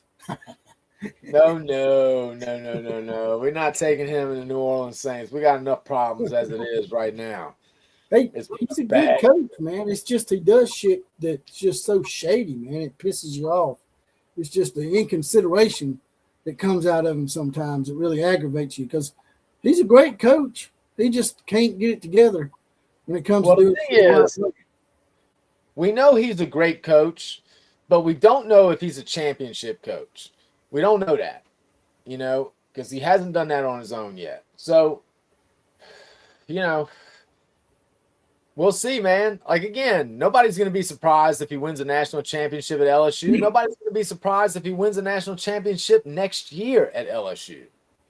But what will be surprising is if he stays at LSU for, here's the thing.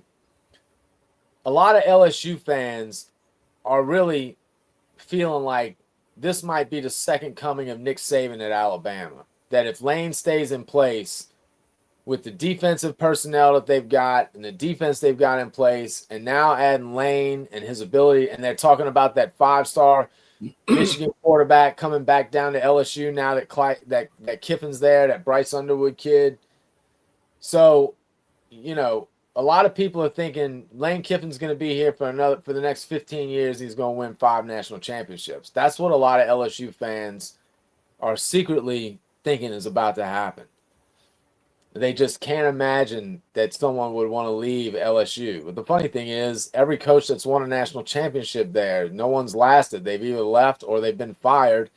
So LSU has just a checkered history with their coaches, as Lane Kiffin has with his employers. Right.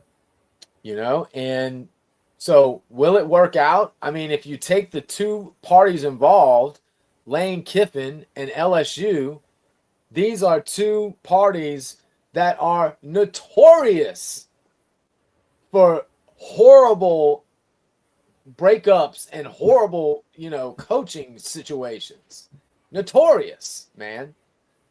I mean, hell, they just tried to not pay Brian Kelly $50 million. That didn't end well. I tried to get out of that shit too. I feel like I got ripped off. Yeah, they fired poor Coach O. He wins the national championship, and his ass is out of there 2 years later. Sound like Auburn. Yeah. Auburn doing the same shit. Auburn went through 7 coaches in the last decade. Yeah, worse than you. Quit crying. Quit crying, you lost. Says I've heard so many ESPN people say if Jam Miller plays, it will be a different game. Like he didn't play in the first one, though. You held him to really low yards. The only reason they're saying that is because Jam Miller can actually block and pass protection, whereas them other running backs are not really good at pass protection as far as blocking for Ty. Jam Miller allows maybe an extra second or so, which don't sound like a lot, but that extra second really matters in the pocket back there. So that's why they think Jam Miller make some kind of difference. Me personally, I don't know. Maybe not. You just never know, man. You just never know. You know, and we'll find out soon enough. Oh, yeah. We will definitely find out soon enough. I was thinking about something about Michigan. I can't remember what I was going to say now. Damn. Michigan's in all kinds of. It's going to be interesting. So let's if they don't get Kalen DeBoer, now that DeBoer's come out and said that he's committed to Alabama. If they don't get DeBoer, is it going to be Dillingham? Is that what I'm hearing? Is that the guy they're going after? Well, I heard he'd sign an extension. I heard they might go after that guy. Like I brought that article up. It's Jed Fish at Washington. Oh, Fish. That's right. You told me. Yeah, that's right. Jed Fish at Washington, possibly PJ Fleck of Minnesota. Which to me personally, I would hire PJ Fleck before I would Jed Fish. Jed Fish ain't really proved shit to me. He certainly didn't have a good year this year. He took Washington to the damn Los Angeles Bowl, went 8-4. Kalen DeBoer took him to a national title game. Yep. That's right. And they did beat Boise State fairly handily, but Boise State. And we all know about Boise effing State.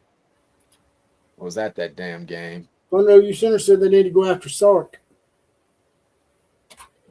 Who? Michigan. Michigan? He'd never. Oh, Sark's never going anywhere. As long as Texas will have him, he's going to stay. If Sark goes anywhere, it'll be the NFL. I know what it was now. Bryce Underwood has took down all of his Michigan stuff, and they say that he might be transferring to LSU. That's what I was saying earlier. It looks like he's gonna. He was originally committed to LSU before Portnoy and all those guys paid him all that money to flip over to Michigan. So I think it's a done deal. I'm pretty sure he's going to end up at LSU next year. That's right. And they'll be good, man. I mean, they will be really good next year. Denison says Center fans ought to know Gus Swayze. I don't know who that is. I know who Gus Malzahn is. Who's Gus Swayze? Gus Swayze. Why that name sounds familiar to me? Why is am I that? not listening to that? It's probably mixing him up with Gus Malzahn. I don't know. Gus Swayze. It sounds like a character from Roadhouse. Is that Patrick Swayze's brother? Right. Be nice until it's time not to be nice. Love that. Right. Love that line. People make fun of Roadhouse, man. Roadhouse is a classic. That's just one of the best movies of all time. Gus Swayze was a character. I know who this is. That's a guy that Baker Mayfield played. He went undercover at Tampa Bay at a Tampa Bay event, and that sounds like some shit that Baker would do. He pretended he had a wig on, with long hair and a mustache, and he was going around with it was basically a bunch of Tampa Bay fans were told that they won like a private tour of the facilities, and he was one of the fans that they included in the tour. So he was hanging out with all these Tampa Bay fans all day. And at the very end of the day, they did like a football throwing contest, and he ended up throwing the ball, 65, 70 yards down the field, and everybody was like, oh my God. And he took his shit off, and it was like, oh, it's Baker. But yeah, it was pretty funny, actually. Restricted Airspace is a Roadhouse fan. He says Roadhouse, and then he follows it up with something a lot of people don't know. Jeff Healy was in that movie. He was the guy that was playing in the band at the bar with the fence, the chicken wire fence around his ass. The name is Dalton. That's right. Jeff Healy for life. Yeah, that's great. The name is Dalton. I never knew what Jeff Healy looked like until that movie. I probably saw him on MTV back when it was actually MTV. Jeff Healy, who, by the way, was blind and played the guitar sitting down, right, with the guitar flat on a surface. That's right. Was pretty damn good playing that guitar too. Wisdom makes a good point. Wisdom says Ohio Stank has played 2 teams with top 15 defenses. Both times they scored 14 points. That's right. They didn't score 14 points against Indiana. They scored 10. If you're talking about Indiana, it's one of the two. Just saying. Let's not give them any more than they deserve, Wisdom. That's a fact. But it is a good point. It's just like when Ohio State and Indiana play, and both teams barely Indiana score same any way. points, huh? Indiana, same thing. They only scored 13. That's what I'm saying. And all the commentary all around the country was, oh my God, look at these great defenses playing. But when Oklahoma and Alabama scored 23-21, they all want to talk about, oh, these offenses suck. Let's give the Heisman Trophy to Fernando Mendoza. Even though the two good defenses he played, he didn't even get past 20 points. But they scored 18 on Iowa, and they scored 13 on Ohio State, and they give him the freaking Heisman Trophy. I made a post, by the way, that on my platforms that said the Heisman is a farce. That's all. It's just a farce, man. It's whoever's the popular kid, you know. That's a fact. That kind of deal. It has nothing to do with what they say. They say it goes to the guy that demonstrates that he's the most valuable player on his team. How can you not think that the Vanderbilt quarterback, absolutely the best player on his team, Diego Pavia, wasn't the most valuable player to his team? I don't like Diego. He acts like a little thug. Him and his brothers out there starting shit and getting arrested. I don't like him as a person, but damn, man, he deserved a Heisman, in my opinion. I agree. I wouldn't even put Fernando second. I'd put him third behind the Notre Dame running back. Notre Dame running back second to me. I think Diego Pavia that's who I would have voted for. That's who I would have given the trophy to, for sure. Sean James says, forget the holidays. I'm here for the college football playoff. It's amazing, ain't it? I mean, when we were growing up, man, you had to wait like a month before you played again in a bowl game. And that's right. You really didn't know if you was going to be the national champion until the next day when the paper came out. AP Polo. That's right. We've came a long way, man. It's a lot better. People bitch about it now, but I'm telling you, those that are too young to remember, it's 10 times better now. Yeah, it is. It really is, for sure. Even when they went to the 2-team and 4-team, it was 10 times better. Yeah, absolutely. I mean, it's continually gotten better, and I think it will continue to get better. But they still have things they got to iron out, like this Notre Dame bias, and they've got to get the teams right. From what I understand, it is absolutely going to expand to 16 next year. It's definitely going to happen. What do you think it is that Notre Dame has on all these college football people that continue to allow them to have this kind of preferential treatment? I don't know, man. I really don't know. I've never understood it. You know, like, first of all, keep in mind the other thing too. If it wasn't for NBC, they would have been just irrelevant. NBC is the only thing that even kept them relevant in the 20 years that they were uncompetitive. And, you know, so how did they even get that? Why, like, they got a huge, you know, the college football, ever since we went to the playoff for sure, but even in the BCS, they always got special treatment. But especially when the playoffs started, they've always been given a much easier path to make the playoff, no matter whether it was 4 teams, 12 teams, or 16 next year. They have always been given preferential treatment. This is the first year they've actually been held to a similar standard to other teams, which is kind of amazing. And they're won. What? That's that. What's that? I said, and the one, like, for example, when they played Alabama, when it was just 2 teams, and they played Alabama, they were undefeated, but they really hadn't played anybody that hard other than USC maybe. And they got in that game, and Alabama embarrassed them. You know, bad. Everybody knows that Oregon should have been in that game that year. Yep. Oregon maybe had I think 1 loss, but their strength of schedule was better than Notre Dame's. Well, I mean, man, like, every year we hear strength of schedule is supposed to matter. Every year. And it just usually doesn't. It usually comes down to stylish wins who had these big wins, where they scored a ton of points, and who you lose to, and they just never take the strength of schedule, just doesn't ever seem to really come into play. And again, I thought Greg Sankey was better than that. Hopefully he's not getting paid. Hopefully he's not in on it. But I mean, to push us to 9 games and take away our bye week, that's crazy, man. And they say they want to take into consideration the players' health. Is that not putting them at risk by only having one off week? Should be. Because like I said, man, like you said, man, I thought about that.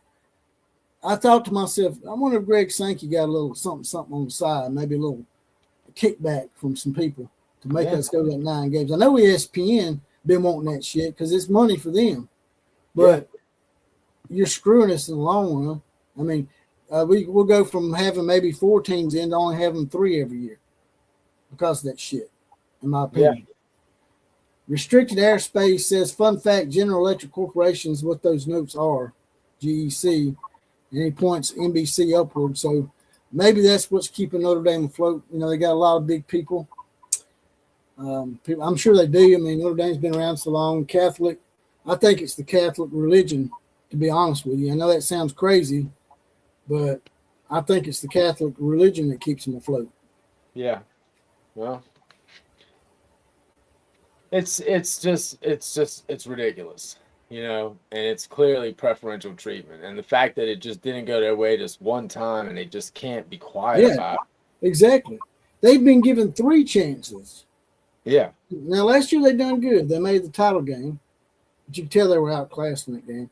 But Absolutely. The previous 2 times before that, Alabama blew them out 31-14. And then before that, Alabama blew them out 42-14. And you got this Notre Dame coming here, guy saying, we live rent-free in your head. Notre Dame owns y'all. Not this century, they don't. No. It's ridiculous, man. I mean, you're just not you're being dishonest if you're saying otherwise. Alabama's beating them like homecoming opponents. Yeah, dude. It was in both of those games. It wasn't just a blowout. It was, again, they just weren't even close to being able to be competitive. It was never, from the minute those games started, Notre Dame had no chance. If I remember correctly, the points that they scored in both of those games came late. Yep. Didn't it?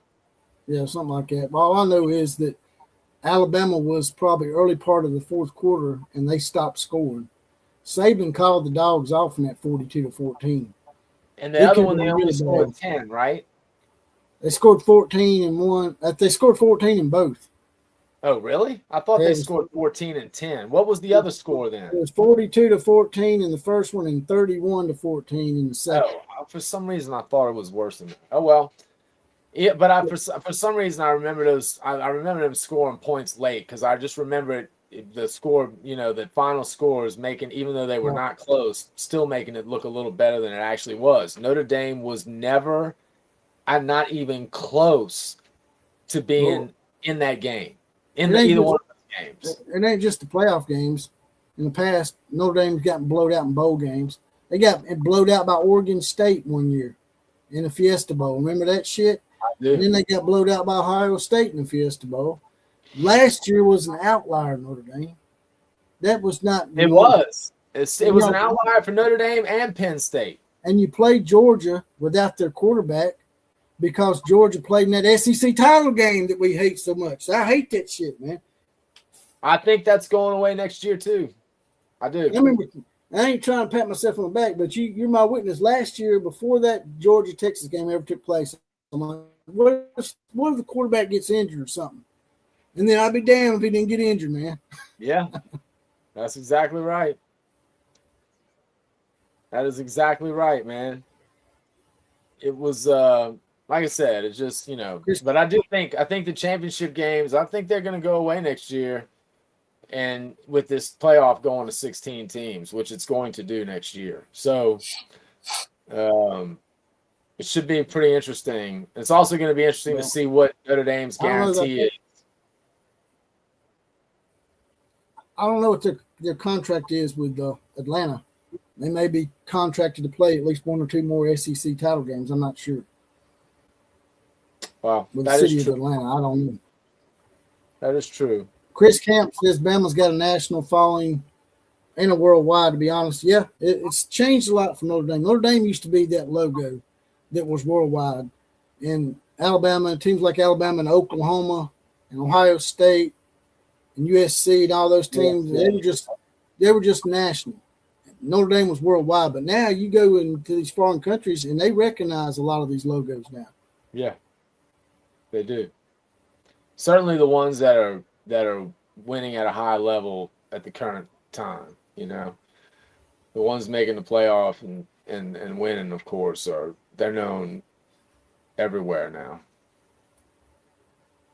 It's not as they just, I don't think they realized that they might have outed themselves a little bit by declining that bowl game. They may have and basically telling the ACC that they owed them something. Oh man, they may have screwed themselves, man. It might be too late for them to join a conference now. Well, that was again, that was another thing that was funny. So clearly, the Big Ten, the ACC did permanent damage, according to Pete Bavacqua. I like saying that name. Pete Bavacqua said that the ACC did permanent damage, boo-hoo, to the relationship. So the ACC is out. The Big Ten, Notre Dame likes to remind everyone that Notre Dame tried 2 or 3 times in the 20s and 30s to get into the Big Ten, but because of the anti-Catholic bigotry and hate, they permanently damaged the relationship too. So the Pac-12, they went and freaked out and completely dissolved. They're not even around. So it really only leaves one conference that's really feasible for a brand like Notre Dame, as crazy as it sounds, and that is what? The Big 12. But oh no, because Brett Yormark, the head of the Big 12, he's pretty pissed off with Notre Dame. So I don't know that Brett Yormark's looking to extend them an invitation anytime soon either. Because he probably want guarantees that Notre Dame wasn't going to act like they have this time, which would probably be too much criticism for them to take on that end too. And, you can't say Brett Yormark's mad because of some kind of axe to grind with the Big Ten, because that would be the SEC. Brett Yormark only got one team in this conference. So if anything, he should be the one bitching maybe about BYU not being in, because they played in their title game. And there's this thing going around like, if you play in your title game, you're not going to get punished. But they did punish BYU, but it was a little different than Alabama's, because Alabama actually did beat Georgia. BYU lost to Texas Tech twice, and it wasn't even close. So that's why they actually got dropped. Yeah, and they should have. It's not like Alabama beat Georgia in Tuscaloosa either, but beat them in Athens. So that's right. I mean, look, again, which is much more impressive than Texas Tech losing back-to-back games, or BYU losing back-to-back games. Texas Tech by more than 25 points or whatever it was. I was about to say, BYU didn't just lose those games. They got dog-walked in both of those games. So why would you even put them in the playoff? And listen, everyone, I hear a lot of Notre Dame fans and Texas fans and Vanderbilt fans. I mean, again, I feel really bad for Vanderbilt. That's the only team I really feel bad about. But I hear those teams saying, including Notre Dame, saying, well, I mean, Tulane and James Madison, this is ridiculous. Yeah, I agree. But that's because of the rules. That's the way the rules are this year. And you approved that stuff. You approved those rules. You could have, objected long ago, and you didn't. So they had to put conference champions in, and I think everybody agrees. Tulane and JMU, nobody wants to see them play. They have no realistic chance of winning this tournament at all. Not a chance. But that's the rules right now, And they signed off on it, like you said. Yeah, and unfortunately, the rule that you and I want, and a lot of people for that matter, which is do away with all automatic qualifiers.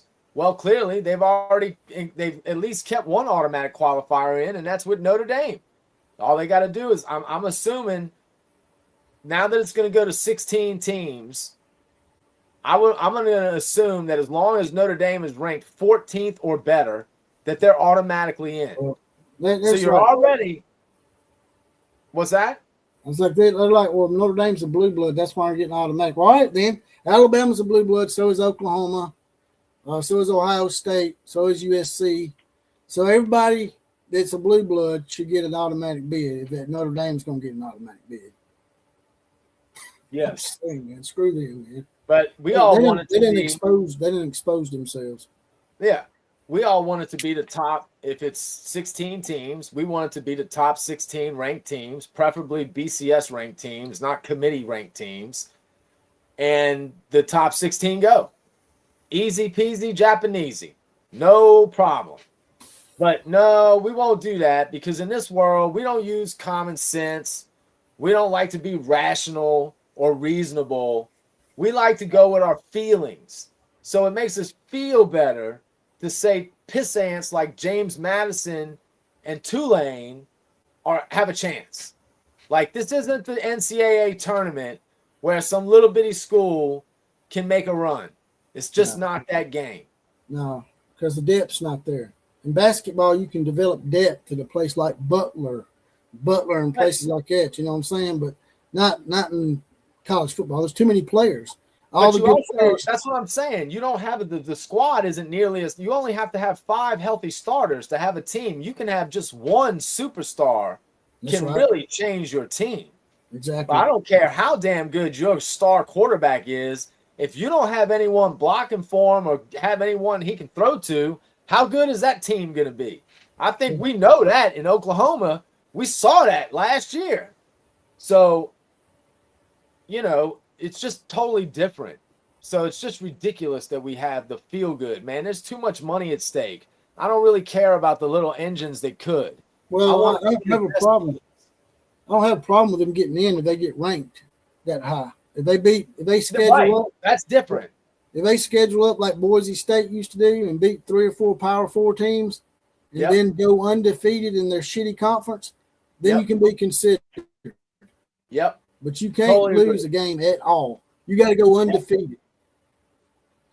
I totally agree. Center agrees with me. He says, Outlaw, you just nailed it. Notre Dame is tight to the Pope. Just my opinion. Yeah. Religion plays a big part in a lot of things that people don't think it does. Oh, my God. Yeah, it's huge. It's one of the things that really moves the needle in the world.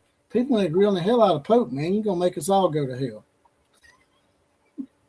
He's not my favorite Pope. It's a shame that we get our first American Pope and he's kind of a spastic liberal. Hell yeah, he is. From Chicago, man. What do you expect, man, with that damn Beetlejuice-looking mayor they used to have up there? What was her damn name? Lori? What's her name, Lori? That Beetlejuice mayor? The one. What was her name? I don't remember. You mean what I'm talking about, though? She looked like Beetlejuice. She's black. Oh, wait. The Chicago mayor. Oh, yeah. What was her name? She scared me, man. When I look at her, man, I thought it was Lightfoot. Was it Lori Lightfoot or Lori? Yeah, Lightfoot. That's it, Lori Lightfoot, man. She scared me, man. I thought it was a joke. I thought someone was just being funny. And I looked it up, and that's actually her, man. She just looks like a black Beetlejuice. Yeah, she's scary as all hell. Oh, by the way, we're up to 42 likes up in this bitch. Thank y'all. I couldn't vote for her on principle on just the fact that she looks like a demonoid or something, man. She's like one of them. She's like that bitch that got stuck under the house in Conjuring, scratching on the damn floor. My problem is just how dumb that so many of these government officials are. They're just so dumb, man. They're not intelligent people at all. Charlie Moore says, and they're everywhere. They're on both sides. It ain't just the Democrats. It's the Republicans too. I just wish all of us could realize that all of the division and the hate, all of this is a fake world that they're building around you to get us to fight with each other so that we're not paying attention to what they're doing at the top above us. That's what that is, man. So the next time you think you hate your neighbor because they're a right-wing conservative or a spastic liberal, remind yourself that you're all being played unless you understand that we are all in this. It's about us versus them, man. It's a class war. It has zero to do with skin color or anything like that. Charlie Moore says, "You guys are great. Thanks for making me laugh." Yeah, we get that a lot. And a lot of people, a lot of podcasters that are a little larger than us sort of thumb their nose at that idea. They don't like to, make jokes and interact with the gallery and make jokes with them. They just they think they're going to be the next ESPN or something. We're trying to get on at ESPN. It's frowned upon in our world. That's why you don't see me get invited. I don't get invited to too many other podcasts because they're afraid that in our killer breeze, they're afraid we'll emasculate them or something.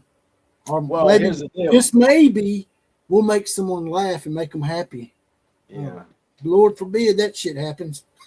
I think what the Outlaw and I have been talking about, kicking around the idea, see what y'all think about this.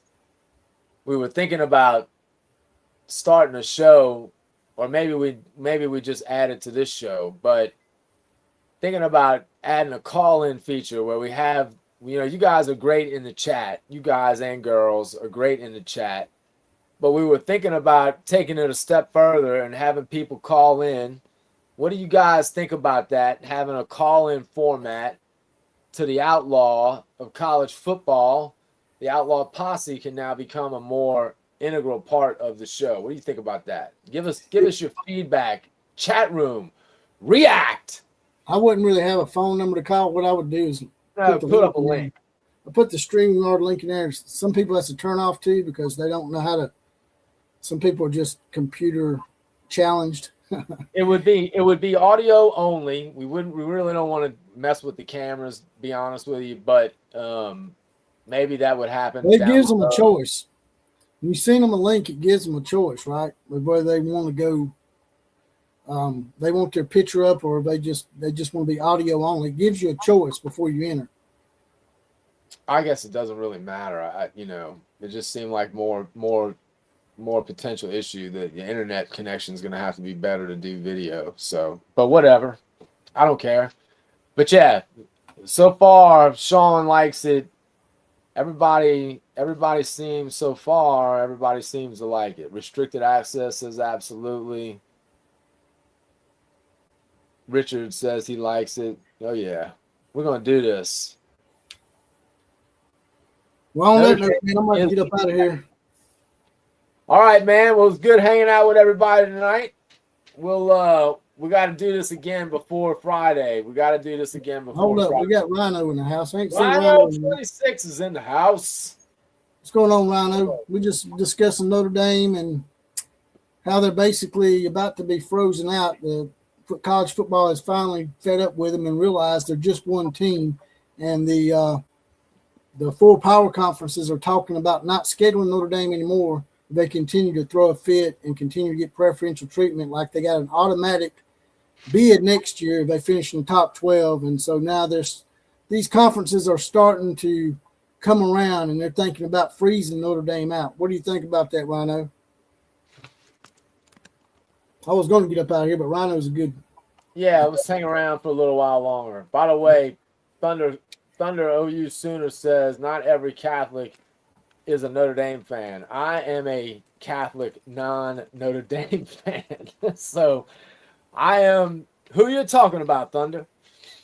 Not my favorite. Lori, I didn't see you until just now. What's up, Lori? You have to make a comment that catches our eye, Lori. I didn't see her until just now. Well, she just said, hey, killer and outlaw. That's about all she said. But yeah, we went on. We did. I think we discussed the Notre Dame thing fairly in depth. We probably need to really get a little more. We got to obviously do a prediction show for the OU for the Crimson Nations playoff game where we both predict the game. Probably break it down in a little more detail. Talk about the rest of the CFP as well. I also want to mention that I haven't got remonetized yet. They're still holding me up. So if y'all want to donate to the channel, hit me up on JPC316 on Venmo. and money $sign JPC360 on Cash App. That's the only way I can curb the censorship. That is YouTube, because they demonetize my channel for what? Because you were sharing Charlie Kirk videos, dude. Bullshit. That's what I'm saying. Just trying to dedicate a little something to a great American, man. What's wrong with that? I saw a great interview with oh God, now I can't remember his name. I'm not gonna remember his name. Who's the guy that did the What Is a Woman video, the movie? What was his name? God, Brian Gilcrease says Colorado's a Catholic school. I didn't know that. Is it really? I don't know about that. I'd have to look it up. I ain't never heard that. I know Boston College is. That's why Notre Dame plays them all the time. We got to play our fellow Catholic teams. That's must. Oh, and we got to play Navy every year because we promised. And we got to play Michigan State every year because we don't know why. They suck ass. We don't play Michigan. Y'all won't play Michigan every year, but you'll play Michigan State every year. What the hell is that all about? We got to play Purdue because they're an in-state rival. Really? Why don't y'all play Indiana then? Huh? I ain't saying. Y'all did play them last year, but y'all were forced to. So I'm just saying. The man speaks truth. The man speaks the truth. Matt Walsh, thank you. That's his name. Matt Walsh and Tucker were doing an interview, and it was pretty awesome, man. It was pretty great. I suggest everyone, he was, again, talking about what's really going on. And we live in a crazy world right now, man. We live in a crazy world. That's why I think the outlaw, the OCF and I are going to launch the Common Sense Outlaws, where we're going to talk about current events and stuff just like this. And we want y'all to participate in that too. We're going to have y'all call in, give your thoughts. If anything, maybe it's a chance where people can get some things off their chest and unload some of the everyday stress that we're all dealing with. Because I know it's hard on my end, man. Life is not easy right now. The cost of it is through the roof. We got corrupt politicians that care more about their bottom dollar, their bottom line, and their own pocketbooks than they do about people's livelihoods, for God's sake. Can you see that? Yeah, I see it. Says no, Colorado is a U.S. state with many schools, but Colorado is not a Catholic school itself, though it has many public, private, and religiously affiliated schools, including Catholic ones. If you're thinking of specific Colorado college that is Catholic, it is the University of Denver, who has Methodist ties. Yeah, I didn't think I've never heard Colorado was a Catholic school. But it doesn't mean it isn't, but I've never heard that. He said the reason he said that was because they have a gold dome. I mean, just because something's gold doesn't mean it's Catholic. Right? That's absolutely correct. Army and Navy have gold helmets, but they're not Catholic military. No. Just messing with you, Brian. Just messing with you, brother. Not trying to call you out or nothing. I was curious. I don't even know why. Because, I mean, well, I don't think Catholics will put up with con time. Deion Sanders, to be quite honest with you. Well, you never know, man. These days, people, what they're willing to do to win, who knows? But I can't imagine Prime's going to last much longer. I will say this. I don't know. I haven't followed Shaka Zulu and the Saka Zulu and the with the Browns. Yeah, I saw something. I know he's played, and I saw some highlights where he looked like he's had a couple of good games. I don't know what's going on. I saw one game where he had a bunch of yardage against the team, but it was like in garbage duty. It was sort of misleading. He had 300 yards passing, but it was like he got that yardage in the fourth quarter when the game was out of reach. Oh, really? I'm not going to give him anything unless he really. Me either. Yeah, I'm not doing it either. I'm not giving him dick unless he earns it. But I haven't, like I said, admittedly, I haven't followed it. So I guess Rhino's not going to give us his thoughts on the whole Notre Dame wetting the diapers situation. We're just glad to see Rhino 26 in the house. That's right. But they might be about to rash up, man. As I said numerous times, I might need to donate some kind of ass cream or something, man. I don't know, because they probably I imagine they're pretty much chapped over there at Touchdown Jesus. Yeah, that's a fact. That's absolutely a fact. All right, man. I guess I'm gonna get up out of here for real this time. We'll be in touch soon. Take it easy. All right, bro. That was Killer Breeze, the consummate Oklahoma roughneck. Richard B 6643 says, thanks, OCF and Killer. Love the cast. Appreciate you too, brother. You're always in here. You're pretty loyal, just like Thunder OU Sooner. Who says maybe you can get some Longhorns and Notre Dame fans to call in. We had a Notre Dame guy on here. I don't know if he was here for it, but he actually called in. That's all I got to say about that today. Like, share, comment, and subscribe to the channel, and also donate to the channel through money $ JPC316 on Cash App, as well as JPC316 on Venmo. Class is now dismissed.